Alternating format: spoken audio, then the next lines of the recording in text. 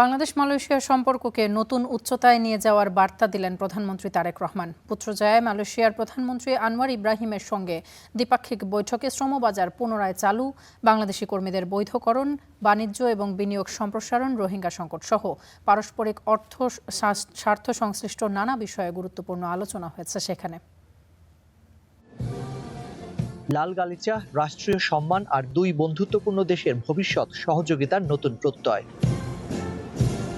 পুত্রজায়ার পেরদানা পুত্রা ভবনে প্রধানমন্ত্রী তারেক রহমানকে উষ্ণ অভ্যর্থনা জানান মালয়েশিয়ার প্রধানমন্ত্রী Anwar Ibrahim. Guard of honour ও দুই দেশের জাতীয় সঙ্গীতের মধ্য দিয়ে সম্পন্ন হয় রাষ্ট্রীয় আনুষ্ঠানিকতা। এরপর শুরু হয় বহুল প্রত্যাশিত দ্বিপাক্ষিক বৈঠক। বন্ধ হয়ে থাকা শ্রমবাজার পুনরায় চালু, বাংলাদেশি কর্মীদের বৈধকরণ, আটকে পড়া কর্মীদের সংকট নিরসনে খোলামেলা আলোচনা করেন দুই নেতা। I requested His Excellency Prime Minister Anwar Ibrahim to consider recruiting more Bangladeshi workers as well as to open the labour market as soon as possible. I also raised issues relating to regularization of illegal workers and the repatriation of the detained Bangladeshi, if possible. We agreed that recruitment should be transparent, fair and equitable. বাণিজ্য সম্প্রসারণ সহ আঞ্চলিক ও আন্তর্জাতিক সহযোগিতা নিয়েও আলোচনা হয় বৈঠকে। Our priority is to create jobs, attract foreign investment, and escalate economic growth.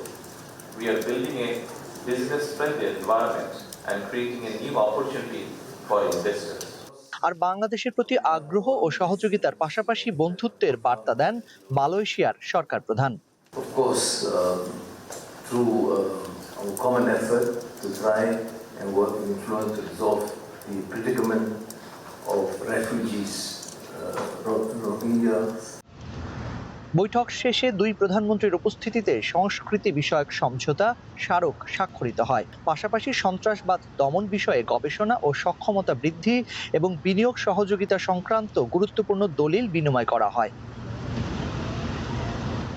দূর প্রবাসে বসবাসকারী লাখো বাংলাদেশির চোখ আজ পুত্রজায়ার দিকে, কারণ এই বৈঠকের টেবিলেই উঠেছে তাদের স্বপ্ন, তাদের ভবিষ্যৎ ও তাদের পরিবারের গল্প। মালয়েশিয়ার আকাশের নিচে আজ যেন জেগে উঠেছে এক টুকরো বাংলাদেশ। প্রধানমন্ত্রী তারেক রহমানের সফরে হাজার মাইল দূরের দেশ এই মালয়েশিয়ার লাখো প্রবাসী আজ অনুভব করছেন বাংলাদেশ তাদের কাছেই আছে। এই সফর তাই শুধু কূটনীতি নয়, বরং প্রবাসীদের জন্য এক শেকড়ের গভীর টান। পাশাপাশি এই সফর আন্তর্জাতিক সম্পর্ক, বাণিজ্য এবং সহযোগিতার ক্ষেত্রে এক নতুন দুয়ার উন্মোচনের এক অনন্য অধ্যায় হিসেবে পরিগণিত হবে বলছেন প্রবাসীরা।